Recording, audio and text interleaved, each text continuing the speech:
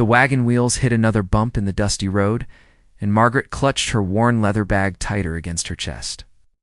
3 weeks of traveling from Boston had left her bones aching and her once fine dress covered in dust. None of that mattered now. She was finally here, in Cedar Falls, Wyoming territory. Ready to start her new life as Mrs. Thomas? Hendricks, the stagecoach driver, pulled the horses to a stop with a loud whoa there. Margaret peered out the small window, expecting to see her future husband waiting for her with a warm smile. Instead, she saw nothing but empty wooden buildings and a few curious faces staring at the arriving stage. "This is it, ma'am," the driver called down. "Cedar Falls, end of the line." Margaret stepped down carefully, her legs wobbly after the long journey. The hot Wyoming sun beat down on her face as she looked around the small frontier town.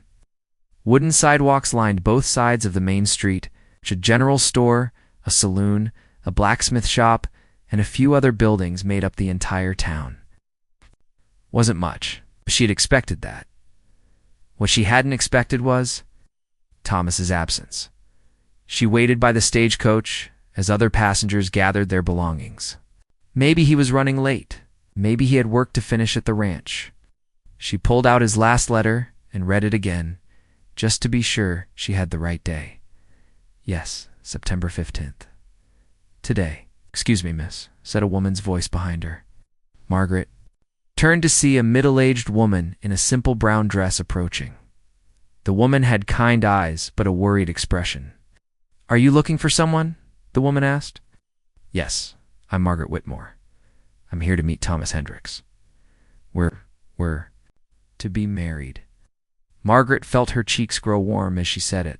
Even after all these weeks of travel, it still felt strange to say out loud. The woman's face fell. She looked uncomfortable, like she had bad news to deliver. "Oh dear. You must be the mail-order bride Thomas wrote to us about. I'm Patricia Patterson. My husband and I run the general store." "Yes, that's right. Do you know where I might find Mr. Hendricks? I expected him to meet me here." Patricia looked around nervously, then gently took Margaret's arm. "Come inside the store, dear. We need to talk." Something cold settled in Margaret's stomach as she followed Patricia into the general store. The bells on the door chimed as they entered. The store smelled of coffee, leather, and soap. Shelves lined the walls, filled with everything a frontier town might need. Patricia led her to a chair near the counter. "Sit down, dear. I'm afraid I have some terrible news." Margaret sat slowly, her leather bag still clutched in her hands. "What kind of news?" "There was a fire at the Hendricks place 3 weeks ago. A bad one. Whole homestead burned to the ground." Patricia's voice was gentle but firm. Thomas didn't make it out." The words hit Margaret like a physical blow. She stared at Patricia, trying to make sense of what she'd just heard. He's dead." "I'm so sorry, dear. The whole town is still in shock. Thomas was a good man. He helped everyone who needed it. The fire started at night, probably from a faulty chimney. By the time anyone saw the flames, it was too late." It felt dizzy. She had spent months exchanging letters with Thomas. She had sold her few remaining possessions to pay for the journey west. She had pinned all her hopes on this new life, this fresh start, and now he was gone. "What about his animals? His property?" she asked weakly. "All gone. The house, the barn, the livestock, even his dog. Nothing survived." Patricia shook her head. "Sadly, the land is still there, of course, but there's nothing on it now except ash and burnt wood." Margaret sat in silence, trying to process this information. She had expected challenges in her new life, but not this. Not arriving to find her intended husband dead and her new home destroyed. "The next stage back east comes through on Friday," Patricia said gently. "That's 3 days from now. You can stay at the boarding house until then. Mrs. Miller will take good care of you." But Margaret wasn't listening anymore. Her mind was racing. She couldn't go back to Boston. There was nothing for her there except scandal and shame. Her family's textile business had collapsed under accusations of fraud. Her father had died of a heart attack when the newspapers started printing stories about their so-called crimes. Her mother had passed just months later, some said from heartbreak. Margaret was innocent of any wrongdoing, but that didn't matter to Boston society. She was ruined there. Coming west had been her only chance at a new beginning. She couldn't give up now. "I'd like to see the property," she said suddenly. Patricia looked surprised. "The Hendricks place?" "But dear, there's nothing to see except ... I need to see it," Margaret interrupted. "Please, can someone take me there?" Patricia studied her face for a moment, then nodded. "I suppose Samuel could take you. He's been looking after what's left of the place, making sure no one steals what little can be salvaged." "Samuel?" "Samuel Creek. He was Thomas's closest friend, lost his arm in the war. But he's a good man, skilled with carpentry and building, even with just one arm. He helped Thomas with repairs around the homestead." An hour later, Margaret found herself in a borrowed wagon, bouncing along a rough dirt road that led out of town. Samuel Creek sat beside her, holding the reins with his right hand. His left sleeve was pinned up at the shoulder, and his weathered face was hard to read under his worn hat. He hadn't said much since Patricia introduced them. "It's just a polite ma'am, and this way, please." Margaret could tell he thought she was making a mistake by coming out here. "Thomas talked about you in his letters," she said, trying to break the uncomfortable silence. Samuel glanced at her. "Did he now? He said you were like a brother to him, that you helped him build his barn last spring." "Thomas was a good man," Samuel said simply. "Didn't deserve to die like that." They rode in silence for a while longer. The Wyoming landscape stretched out around them, rolling hills covered in dry grass, scattered trees, and endless blue sky. It was beautiful in a harsh, lonely way, so different from the crowded streets and tall buildings of Boston. Finally, Samuel pulled the wagon to a stop. "There it is," he said quietly. Margaret looked ahead and felt her heart sink. The homestead was exactly as Patricia had described, a complete ruin. The main house was nothing but a blackened frame of burnt timber. The barn was a pile of ash, with a few charred posts still standing. Even the fence around the property was damaged, with several sections completely destroyed. She climbed down from the wagon and walked slowly toward what had once been the front porch. The stone foundation was still there, along with the chimney, that stood like a lonely monument to the home that had been. "Fire started somewhere around here," Samuel said, pointing to the chimney. "Spread fast. Wood was dry from the summer heat." Margaret walked through the ruins, her boots crunching on pieces of burnt wood and broken glass. She tried to imagine what the house had looked like before the fire. Thomas had described it in his letters, a simple but comfortable home with 2 bedrooms, a kitchen, and a sitting room. Now, it was nothing. But as she stood there in the ashes of someone else's dreams, Margaret felt something unexpected. Not despair, but determination. This land was still here. The rolling hills, the creek that ran along the eastern edge of the property. The good soil that Thomas had written about, all of that remained. She reached into her leather bag and felt the small fortune in gold coins sewn into the secret pocket. Money she had saved from her mother's jewelry, sold piece by piece during the scandal. Money she had planned to use to help Thomas expand his ranch. Maybe she could still use it for that purpose. Not with Thomas, but for herself. "Mr. Creek," she called out. Samuel had been standing by the wagon, giving her space to grieve. He walked over to where she stood in the ruins. "Yes, ma'am. In your opinion, would it be possible to rebuild here? To start fresh?" Samuel looked at her like she'd lost her mind. "Ma'am, with respect, do you know what you're asking? Building a homestead from nothing is hard work. It takes months, maybe years. It takes money, materials, skilled hands, and you're..." "What? You're a lady from back east. This isn't the life for someone like you." Margaret smiled for the first time since arriving in Cedar Falls. "Mr. Crick, you don't know anything about what kind of life is right for me. But I'm about to show you." Samuel Creek stared at Margaret like she had just announced she planned to fly to the moon. He took off his hat and ran his hand through his graying hair, then put it back on with more force than necessary. "Ma'am, I don't think you understand what you're saying. Building a homestead isn't like ordering a dress from a catalog. You can't just decide you want one and expect it to appear." Margaret walked over to where the barn used to stand. She could still smell the smoke in the air, even though weeks had passed since the fire. Tell me what it would take. Honestly, what would someone need to rebuild all of this? Samuel followed her, his boots crunching on the ash-covered ground. Well, first you'd need lumber. Lots of it. The nearest sawmill is 2 towns over, and they'd have to haul it here by wagon. That's expensive. Then you'd need nails, tools, roofing materials, windows, doors, and that's just for the house. What about workers? There's maybe 3 or 4 men in town who know enough about building to be useful.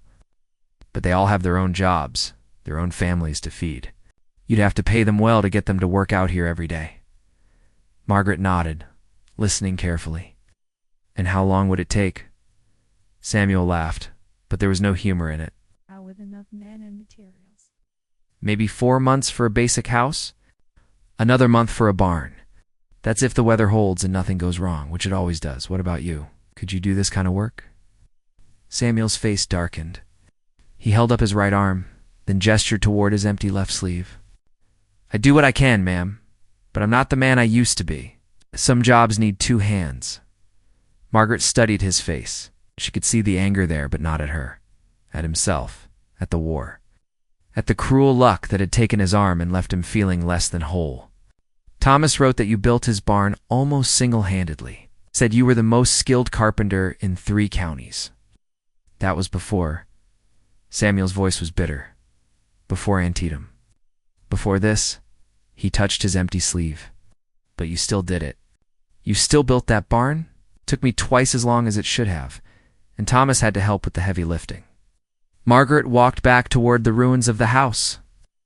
The stone foundation was solid, she noticed, blackened by smoke, but undamaged by the fire. What if I told you I could pay for everything? The lumber, the materials, the workers, all of it. Samuel followed her again. Ma'am, no offense, but you just got off a stagecoach with 1 small bag. Where would you get that kind of money? Margaret reached into her leather bag and pulled out a small cloth pouch. She opened it and poured 3 gold coins into her palm. They caught the late afternoon sunlight and gleamed brightly. Samuel's eyes widened. Where did you get those? My mother's jewelry. Oh, I sold it piece by piece over the past year. It wasn't the whole truth, but it wasn't a lie either. She had sold some of her mother's jewelry. She just hadn't mentioned the much larger sum hidden in the secret compartments of her bag. How much more do you have? Enough. She put the coins back in the pouch. The question is, will you help me? Samuel was quiet for a long moment. He walked over to the stone chimney and ran his hand along the blackened stones. Why? He asked finally. Why? What? Do you want to do this? You could take that gold and buy a nice house in town. Live comfortable. Why kill yourself trying? To rebuild someone else's dream? Margaret looked around at the destroyed homestead. The truth was complicated. She couldn't go back to Boston, where her family's name was ruined. She couldn't start over in another eastern city, where the scandal might follow her. But it was more than that. Standing here in the ashes, she felt something she hadn't felt in months. Hope. Because I need to prove something to myself, she said finally. I need to prove that I'm stronger than the things that happened to me. That I can build something good from something terrible. Samuel studied her face. Building a homestead will break you, ma'am. The work is harder than anything you've ever done. Your hands will bleed. Your back will ache so bad, you won't be able to stand up straight. And that's on the good days. What about you? Margaret asked. What do you have to go back to in town? Samuel's jaw tightened. I get by, do odd jobs when people need them, sleep in the back room of Miller's store when he lets me. That's not living. It's just surviving. It's what I deserve. Why? Because you lost your arm in the war. Because I lived when better men died. Samuel's voice was quiet, but Margaret could hear the pain in it. I should have died at Antietam. Should have been me instead of the boys who had families waiting for them. Margaret walked closer to him. But Thomas didn't think you deserved to just survive. He thought you deserved to build something. Create instead of destroy. Thomas was too kind for his own good.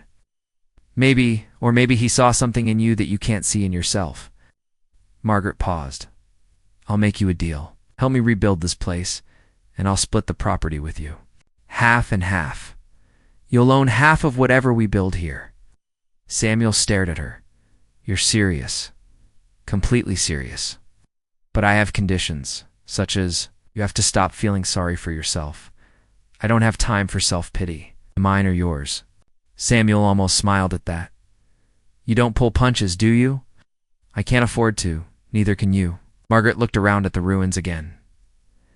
So what do you say, partners? Samuel was quiet for a long time. Margaret could see him thinking, weighing his options. Finally, he looked at her and nodded slowly. Partners, he said, but we do this right. No shortcuts, no cheap materials. Thomas deserves better than that. Agreed. When can we start? Tomorrow, if you want.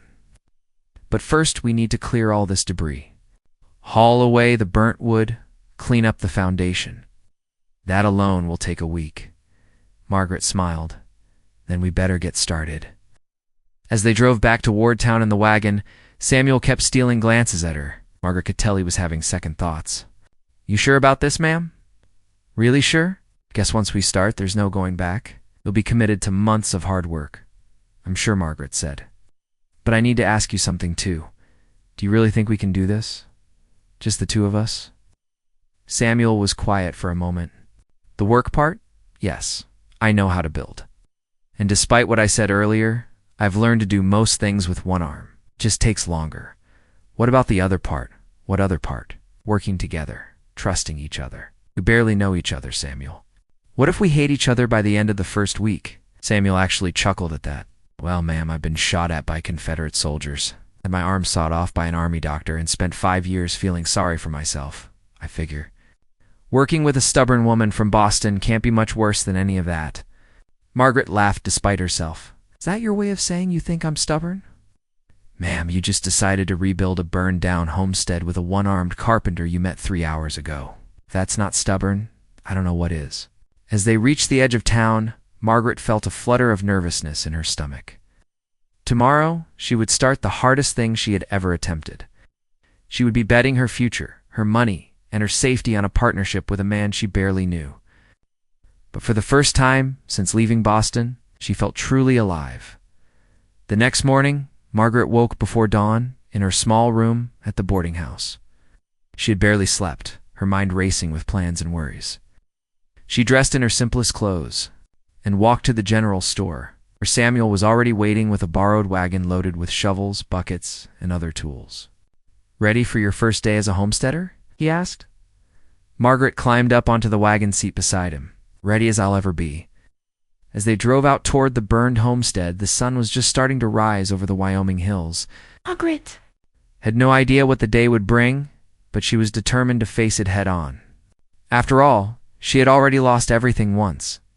She wasn't about to let fear stop her from building something new. The summer sun was barely above the horizon when Margaret heard the sound of hammering coming from the construction site. She wiped the sweat from her forehead and looked over to where Samuel was working on the frame of what would become their new kitchen. Even with just one arm, he moved with a rhythm and precision that amazed her. It had been 2 months since they started rebuilding. Margaret barely recognized herself anymore. Her soft hands were now rough and calloused. Her pale Boston skin had turned brown from working in the sun every day. The fancy dresses she had brought from the East hung unused in her trunk at the boarding house. Clothes that Patricia had helped her buy at the general store. Hand me that board, would you? Samuel called out. He had stopped being formal with her weeks ago. Once they had settled into their working partnership, Margaret picked up the long piece of pine lumber and carried it over to him. At first, she had struggled to lift even the smallest boards. Now, she could handle pieces that would have seemed impossible when she first arrived. How do you want me to hold it? She asked. Right there. Keep it steady while I nail it in place. Margaret braced the board against the frame while Samuel positioned. A nail with his teeth and hammered it home with his right hand. It was a technique he had developed after losing his arm, and watching him work never failed to impress her. You know, when I first met you, I thought you were crazy, Samuel said as he reached for another nail. Just when you first met me? Margaret laughed. What about now? Now I think you're crazy and stubborn, but also the hardest worker I've ever seen. It was true. Margaret had surprised herself with how much she could do when she had to. The first week had been terrible. Her muscles ached so badly she could barely move. Her hands blistered and bled from using tools she had never touched before. Refused to quit, and slowly her body had adapted. Samuel had been patient with her, showing her how to use a saw, how to measure and mark lumber, how to tell when a wall was straight and true. He never made her feel stupid for not knowing things. That seemed obvious to him. "The roof goes on next week," Samuel said, stepping back to look at their progress. The house was really taking shape now. 4 walls, window frames, a solid floor. It was starting to look like a real home. "Will we be able to do that ourselves?" Margaret asked. "The roof seems complicated.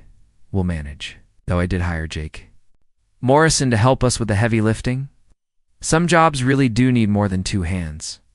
Jake was one of the local men who had been helping them occasionally. At first, the townspeople had been skeptical about their project. A city woman and a one-armed veteran trying to build a homestead from scratch. Most people gave them a month before they gave up and went their separate ways. But as the weeks passed and the house grew higher, the skepticism had turned to respect. People started stopping by to see their progress. Some even offered to help, or brought them supplies. "Mrs. Patterson brought us more coffee this morning," Margaret said, pointing to a basket sitting in the shade. "And some of her famous biscuits." Samuel's face lit up. Patricia Patterson's biscuits were legendary in Cedar Falls. "That woman is a saint." I was getting tired of the hardtack we've been eating. They walked over to the basket and sat down in the shade to take a break. The Wyoming heat was intense during the middle of the day, so they had learned to do their heavy work in the early morning and evening. "Can I ask you something?" Margaret said as she poured coffee from a tin pot. "Sure." "You were in the war before you were hurt. Did you ever think about what you wanted to do afterward?" Samuel was quiet for a moment, chewing thoughtfully on a biscuit. "I had plans," he said finally. "Wanted to go back to Ohio where I grew up. Maybe start a carpentry business. Find a nice girl, settle down, have a family." "What changed your mind?" Samuel held up his empty left sleeve. "This changed everything. What woman wants to marry a broken man? A customer wants to hire someone who can't do the job right. But you can do the job right. Look at this house. It's beautiful work. It takes me twice as long as it should. So what? The end result is the same." Margaret looked at the rising walls of their home. Every board was perfectly placed, every joint tight and strong. "Samuel, this is the finest craftsmanship I've ever seen. Thomas was right about your skills." Samuel looked uncomfortable with the praise, as he always did. "What about you? Do you ever think about getting married back in Boston? Having a family?" Margaret's face grew sad. "I was engaged once, to a banker named William Crawford. He was handsome, wealthy, from a good family. Everything my parents wanted for me. What happened? And the scandal broke, when people started saying my father was a thief. William ended our engagement, said he couldn't marry into a family with a questionable reputation." Margaret's voice was bitter. "Turned out he was more interested in my family's money than in me." "His loss," Samuel said simply. Margaret looked at him in surprise. "You really think so? I've been working with you for 2 months. You're honest, hardworking, and you don't give up when things get tough. Any man would be lucky to have you as a partner." The word partner hung in the air between them. They had been calling themselves business partners, working partners, building partners. But lately, Margaret had started to wonder if there might be something more developing between them. She had noticed how Samuel always made sure she had enough water during the hot afternoons, how he had quietly reinforced the ladder after she had nearly fallen from it, how he listened carefully when she talked about her ideas for the house, and she had noticed how her heart beat a little faster when he smiled at her, how she looked forward to their evening conversations by the fire, how safe she felt when he was nearby. "The barn comes next," Samuel said, changing the subject. "That'll be easier than the house. Less detail work." "Good. I'm looking forward to having animals again. The place feels empty without them." "What kind of animals do you want?" Margaret had been thinking about this for weeks. "Chickens, definitely. For eggs and meat, maybe a cow for milk and horses. We'll need horses for working the land and getting to town. It's a lot of mouths to feed." "I know. But I want this to be a real working ranch, not just a house in the middle of nowhere." Margaret paused. Samuel, can I tell you something? Of course. I have more money than I told you before. A lot more. Samuel stopped eating and looked at her carefully. How much more? Enough to buy livestock, farm equipment, supplies for years. Enough to hire more workers if we need them. Where did it come from, really? Margaret took a deep breath. She had been dreading this conversation, but she knew she couldn't keep lying. To him, my family wasn't just in the textile business. We were one of the largest textile companies in New England. When my father died, I inherited more than people realized. Samuel was quiet for a long time. So you're rich. Yes, very rich. Then why are you here? Why are you doing this back-breaking work when you could be living in comfort somewhere? Margaret looked out at the half-built house, at the rolling hills beyond, at the creek that would soon water their animals. 'Cause this is the first place I've ever felt free. In Boston, I was always someone's daughter, someone's fiancée, someone's responsibility. Here, I'm just Margaret. I like who Margaret is when she's working beside you. Samuel absorbed this information slowly. Are you worried I'm going to treat you differently now that I know? Are you? No. Money doesn't change the fact that you can frame a wall and carry lumber. It doesn't change the fact that you're the best working partner I've ever had. Margaret felt a wave of relief wash over her. Good, because I was worried you might think I was just playing at this, like it was all a game to me. Margaret, I've seen you work. I've seen you push through pain and exhaustion and never complain. Nobody plays that hard at a game. As the afternoon wore on, they went back to work on the house. But something had changed between them. The secret was out, and instead of driving them apart, it seemed to have brought them closer together. That evening, as they sat by their campfire eating dinner, Samuel asked, "So what's the real reason you told me about the money?" Margaret poked at the fire with a stick, watching the sparks fly up into the darkening sky. Because I trust you. And because if we're really going to be partners in this, you deserve to know the truth. All of it? Margaret looked at him across. The flickering flames. All of it.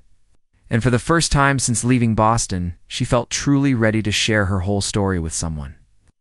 Samuel had proven himself trustworthy, not just with her money, but with her dreams. Whatever came next, they would face it together. Margaret was hammering shingles onto the barn roof when she saw the stranger riding up the path. She called down to Samuel, who was working on the barn doors below. Someone's coming, a man in a dark suit. Samuel looked up, shielding his eyes. From the afternoon sun, don't recognize him. City clothes, expensive horse, not from around here. The stranger dismounted and tied his horse to the fence post they had just finished installing. He was a thin man, with sharp features and cold eyes. Everything about him screamed trouble. Are you Margaret Whitmore? He called out. Margaret felt her stomach drop. She climbed down from the roof slowly, buying herself time to think. Who's asking? My name is Detective Harrison Walsh. I work for the Pinkerton Agency. He pulled out a badge and showed it to her. I've been hired to find you, Miss Whitmore. You've been running from some serious accusations. Samuel moved closer to Margaret, his face hard. What kind of accusations? The theft of $50,000 from the Whitmore Textile Company? Money that disappeared right before Miss Whitmore fled Boston? The detective's voice was cold and professional. I have a warrant for your arrest. That's impossible, Margaret said, but her voice shook. I never stole anything from my own family's company. The books say otherwise. Your signature is on withdrawal orders for large amounts of cash. Money that was never accounted for. Walsh pulled out a folded paper from his jacket. This warrant gives me the authority to take you back to Boston to face trial. Samuel stepped between Margaret and the detective.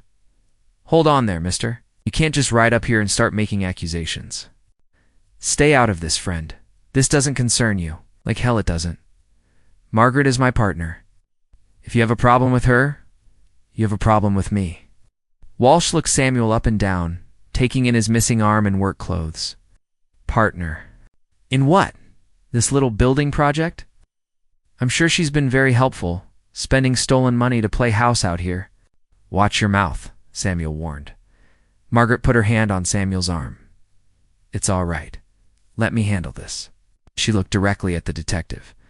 Those withdrawal orders you mentioned. What dates were they signed? Between March and June? Of last year? Right before you disappeared? I never signed any such orders. My father was already sick by then. I wasn't even involved in the day-to-day business anymore. And how do you explain the money? How do you explain being able to afford all this? Walsh gestured at the nearly completed house and barn. Margaret felt trapped. She couldn't tell him about the legitimate inheritance money without revealing details that might make things worse. I sold my mother's jewelry, personal items that belonged to me. $50,000 worth of jewelry. I don't think so. Miss Whitmore. The conversation was interrupted by the sound of thunder in the distance. Dark clouds had been building all afternoon, and now they looked ready to unleash a serious storm. We need to secure the construction site, Samuel said. Urgently. That storm's going to hit hard. Walsh looked annoyed. We're not finished here. We are for now, Samuel replied firmly. Unless you want to help us save months of work from getting destroyed. The detective looked at the approaching storm and grudgingly agreed to wait. The wind was already picking up, and the first fat raindrops were starting to fall. Margaret and Samuel worked frantically to cover their lumber piles and secure loose materials. The new barn wasn't completely finished, but it would provide some shelter. They managed to get their tools and supplies under cover, just as the storm hit in earnest. The rain came down in sheets, driven by howling wind. Thunder crashed overhead, and lightning lit up the dark afternoon sky. The three of them huddled in the unfinished barn, watching the storm rage outside. "This is a bad one," Samuel shouted over the noise. He was looking at the roof of their new house, checking to see if it was holding up to the pounding rain. Margaret was watching too, her heart in her throat. They had worked so hard on that roof. If it failed now, weeks of work would be ruined. A particularly strong gust of wind caught one of the loose boards they hadn't had time to secure. It went flying through the air like a missile, heading straight for the house, the window. As Margaret screamed, Samuel was already moving. Despite having only one arm, he grabbed a piece of rope and ran out into the storm. Margaret followed him without thinking. The wind was so strong it nearly knocked them both down. Rain lashed at their faces, making it hard to see. But they could see the loose board bouncing against the side of the house, threatening to smash through the new window they had just installed. "Hold this," Samuel shouted, handing Margaret one end of the rope. He tied the other end around the board. Then together they pulled it away from the house and secured it to a fence post. They were both soaked to the skin and breathing hard when they made it back to the barn. Detective Walsh was still there, looking dry and annoyed. "You two are crazy," he said, "risking your lives for a piece of wood." "You don't understand," Margaret panted. "This isn't just wood and nails to us.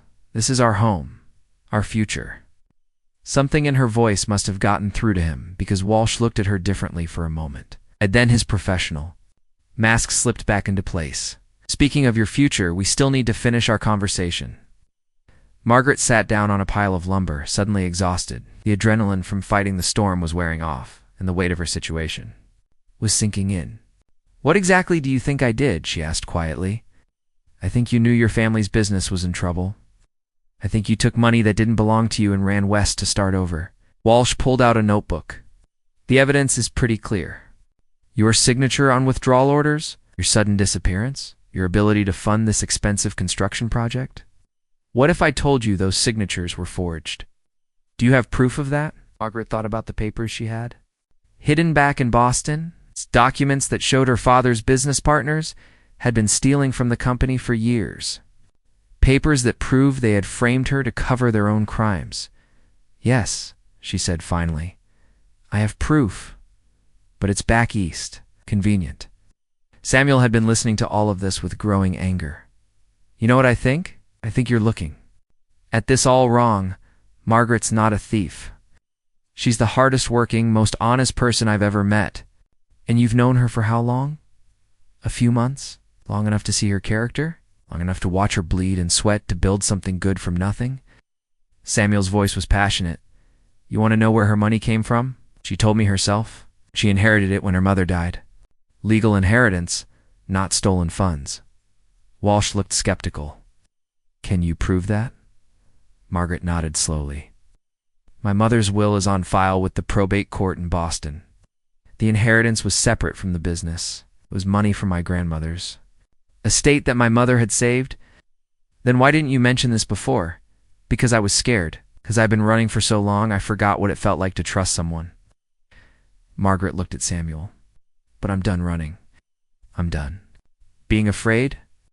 The storm was starting to pass, but the conversation in the barn was just getting started. Margaret realized she had to make a choice. She could keep hiding from her past, or she could face it head-on with Samuel beside her. Detective Walsh, she said, standing up, I'll make you a deal. Give me 2 weeks to gather the evidence I need to prove my innocence. If I can't convince you that I'm telling the truth, I'll come back to Boston willingly. And if you run, I won't run.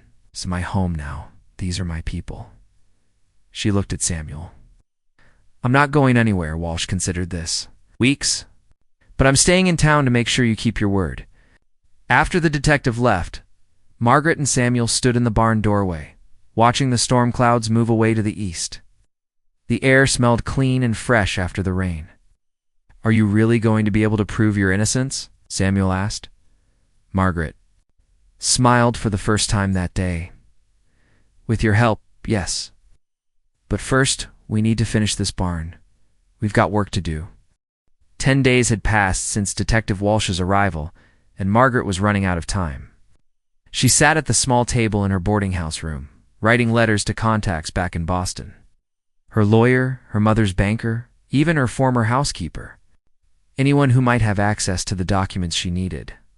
A knock at her door interrupted her thoughts. Come in, she called. Samuel entered, carrying a cup of coffee and looking worried. Any word from your lawyer yet? Nothing? The telegram? I sent should have reached him days ago. Margaret rubbed her tired eyes. I'm starting to think Walsh was right. Maybe I can't prove my innocence. Don't talk like that. We'll figure this out. Margaret looked at him with deep affection.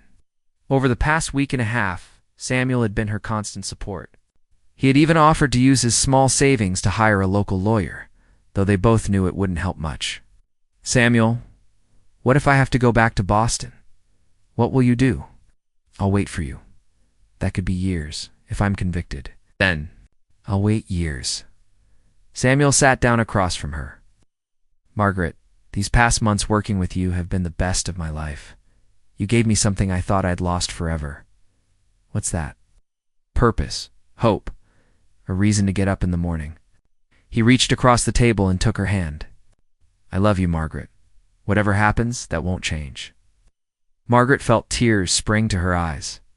I love you too. That's why this is so hard. I finally found happiness, and now it might all be taken away. Their conversation was interrupted. By shouting from the street below, Samuel went to the window and looked out. What is it? Margaret asked. Riders coming into town fast. Looks like official business. They went downstairs to see what was happening. A small crowd had gathered in front of the general store. Detective Walsh was there, along with 2 men Margaret didn't recognize. One was well-dressed in an expensive suit. The other wore a sheriff's badge. Miss Whitmore, Walsh called out when he saw her. These gentlemen need to speak with you. Margaret's heart sank. More bad news, she was sure. But as she approached, the well-dressed man smiled warmly. Miss Whitmore, I'm attorney Benjamin Foster. From Boston. I represent your mother's estate. He handed her an official-looking document. I have some very good news for you. Margaret opened the document with shaking hands. It was a court order, signed by a federal judge, officially clearing her of all charges related to the Whitmore Textile Company. I don't understand, she said.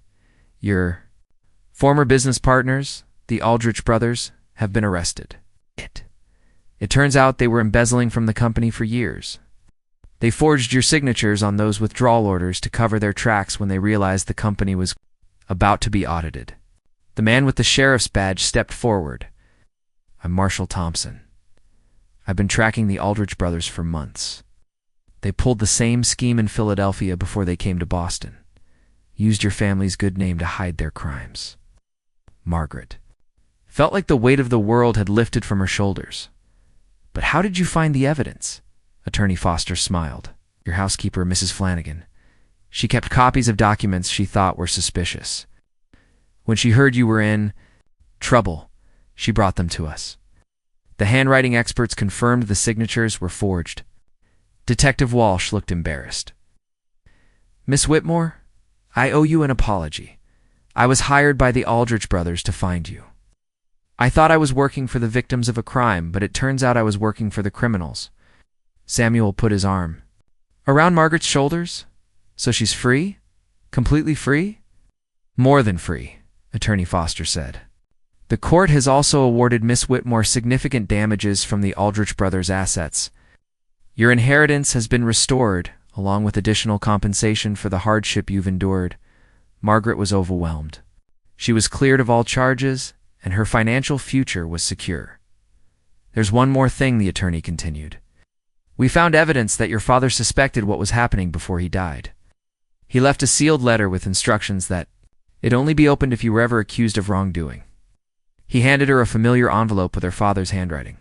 Margaret opened it with trembling fingers and read aloud, My dearest Margaret, if you are reading this, then my worst fears have come true. I suspected the Aldrich brothers were stealing from us, but I died before I could prove it. Most honest person I know, and I am proud of the woman you have become. Do not let their crimes define your life. Find happiness wherever you can, and know that your mother and I love you always. Margaret was crying now, but they were tears of relief and joy. Samuel held her close as the crowd around them cheered and applauded. So what will you do now? Marshall Thompson asked. Will you return to Boston? Margaret looked around at the faces surrounding her. Tricia Patterson with tears in her eyes. Jake Morrison and the other men who had helped them build their house. Even some of the townspeople who had initially been skeptical were smiling and congratulating her. No, she said firmly. My home is here now. 3 months later, Margaret stood in the kitchen of their completed house, putting the finishing touches on their wedding cake. It was a simple chocolate cake, nothing fancy. She had made it herself with ingredients from their own garden. Samuel came in from the barn, where he had been getting ready for their wedding ceremony. He looked handsome in his new suit, his hair combed and his boots polished. The preacher's here, he said, and half the county from the looks of it. Margaret laughed. Patricia's been telling everyone within 50 miles about our wedding. I think she's more excited than we are. Are you ready, Mrs. Creek? Not quite Mrs. Creek yet, but yes, I'm ready. They walked outside together to where their friends and neighbors had gathered in front of the house they had built with their own hands. The sun was setting behind them, painting the Wyoming sky in brilliant colors as they exchanged vows. Margaret thought about the long journey that had brought her to this moment, the scandal that had driven her from Boston, tragic fire that had taken Thomas's life, the months of back-breaking work to rebuild from the ashes. Do you, Margaret, take Samuel to be your husband, for better or worse, in sickness and in health? For as long as you both shall live? I do, she said, looking into Samuel's eyes. Do you, Samuel, take Margaret to be your wife, for better or worse, in sickness and in health? For as long as you both shall live? I do, Samuel replied, his voice strong and sure. When the preacher pronounced them husband and wife, the crowd erupted in cheers. Patricia threw flower petals. Someone started playing a fiddle as they celebrated late into the evening. Margaret and Samuel sat on the porch of their new home, watching their friends dance in the yard. Do you ever regret it? Giving up your old life for this? Margaret looked at their house, at their land, at the people who had become their family. Never, she said. This is the life I was meant to have. With you. Samuel squeezed her hand. I never thought I'd say this, but I'm grateful for that fire. If it hadn't happened, I never would have met you. And I'm grateful for the scandal. That drove me west. It brought me to exactly where I needed to be.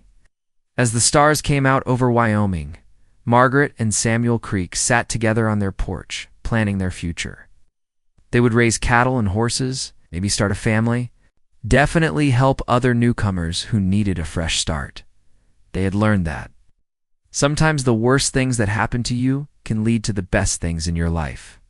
Sometimes you have to lose everything to find what you're really looking for. And Sometimes the most unlikely partnerships become the strongest foundations for building a life together.